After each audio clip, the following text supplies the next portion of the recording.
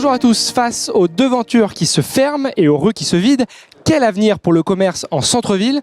À l'occasion du siècle, une étude sort justement sur ce sujet et on en parle dans cette émission Dans le Vif avec nos deux invités. C'est maintenant.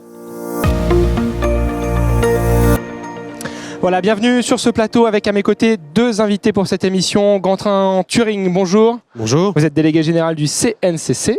Et à vos côtés, Robert Martin, bonjour. Bonjour. Vous êtes président du club des managers de centre-ville et de territoire. Alors je le disais, en lancement de cette émission, vous avez tous les deux travaillé sur une étude intitulée Commerce et territoire. Alors on ne va pas détailler tout le contenu de cette étude, mais est-ce quand même juste de dire que le développement des centres commerciaux et d'offres commerciales en périphérie des villes a un petit peu nui à nos bons vieux centres-villes?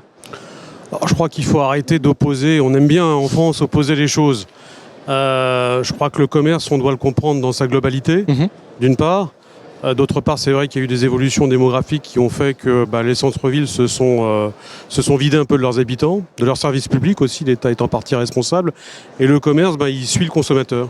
Donc effectivement, il y a eu un mouvement avec l'étalement urbain d'implantation commerciale en périphérie. Aujourd'hui, c'est plus dans l'air du temps, l'étalement urbain c'est terminé. Les centres commerciaux qui sont implantés en périphérie dans les années 80-90, aujourd'hui, ils sont devenus urbains parce que la ville a grandi autour. Absolument, elle a grandi autour. Donc aujourd'hui, c'est certain qu'on revient vers des centres qui sont beaucoup plus urbains. D'ailleurs, nous, on tient l'inventaire de tous les projets en cours. Dans les projets en cours, il y en a 60 à 70% qui sont vraiment dans des centres-villes, dans des quartiers, absolument. Très bien. Robert Martin, sur ce point, est-ce que c'était une erreur politique tout cela? Est-ce qu'on est en train de corriger le tir? Disons que je ne vais pas l'analyser dans ce sens-là, disant que c'est une erreur au niveau de ce plan de développement. C'est plutôt le fait que les élus, quand ils ont travaillé sur le développement, ont oublié en parallèle de travailler sur la restructuration des centres-villes. D'accord. C'est surtout ce phénomène de décalage qu'il y a eu, alors que si les élus avaient travaillé en amont toute la dynamique centre-ville, s'ils avaient travaillé en amont une offre commerciale cohérente, tout un sens de balade shopping en mêlant la partie économique, la partie culturelle, la partie historique des centres-villes, etc., touristique, et travailler ensuite le développement commercial et périphérique, on n'aurait pas eu ce décalage. On aurait eu une complémentarité. Exactement. Le problème, c'est cette mauvaise stratégie et ce manque, je dirais, de vue globale sur l'ensemble du territoire. Alors justement, puisqu'on parle d'erreurs à ne pas faire ou de bonnes stratégies, est-ce que vous auriez des exemples, Monsieur Martin, sur des villes moyennes qui auraient peut-être corrigé le tir, qui auraient mis en place cette bonne stratégie justement? Tout à fait. À titre d'exemple, nous l'avons fait au sein de la ville du Havre. Il y a des dispositifs juridiques à mettre en place qui ne coûtent pas un centime d'euro et qui permettaient de conforter le commerce existant en évitant aussi l'inflation des loyers et des droits d'entrée. Alors comme par exemple? Alors par exemple, vous avez, je le cite souvent parce que c'est passé à la trappe de beaucoup de collectivités, vous avez la protection des linéaires commerciaux. Alors ce dispositif rentre dans le cadre du PLU et ce dispositif permet et autorise les collectivités à interdire à ce qu'un commerce se transforme en local pour des services. D'accord. Ça veut dire quoi? Ça veut dire qu'un commerce, sur des sites premium bien définis, on ne peut pas autoriser une banque, un agent immobilier, quoi que ce soit. Alors il y a un double intérêt sur ce dispositif. Le premier, c'est que ça rend la balade shopping sur les rues commerçantes urbaines cohérente. C'est-à-dire qu'il n'y a pas d'interruption.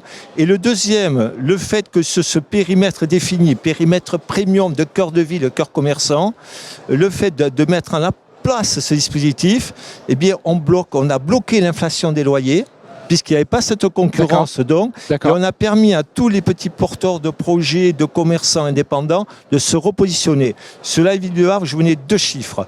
Les loyers ont baissé de 30 à 40% grâce à ce dispositif. C'est notable.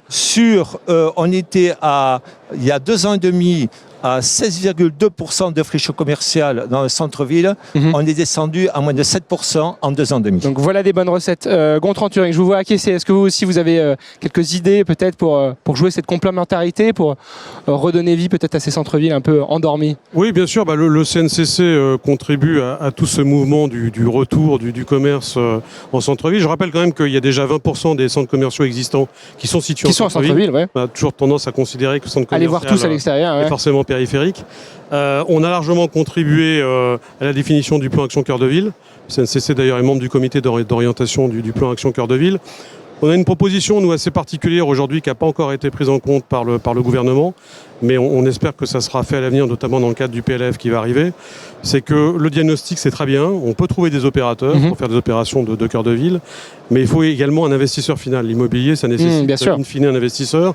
Et donc, on a une proposition, nous, de création de micro-foncières locales, en faisant appel à l'épargne de la bourgeoisie, entre guillemets, locale. Il y a beaucoup d'épargne à mobiliser. Et donc, si on pouvait imaginer avec le gouvernement un statut de foncière, de micro-foncière locale, avec à la clé quand même évidemment un avantage fiscal, parce que c'est ce qui peut générer... Oui, pour drainer un peu les investissements. Tout à fait. Donc éventuellement étendre le régime SIC à ces micro-foncières locales, on pense qu'on peut générer beaucoup d'épargne. Et une fois de plus, dans l'immobilier, il faut un investisseur final pour que les choses se passent. Bon, on a une petite idée à suivre. Merci à tous les deux pour vos éclairages et vos explications sur ce sujet. On en parlera peut-être lors d'un prochain siècle. Merci à vous de nous avoir suivis et on se retrouve très bientôt pour de nouvelles émissions sur BITV. Au revoir, à bientôt.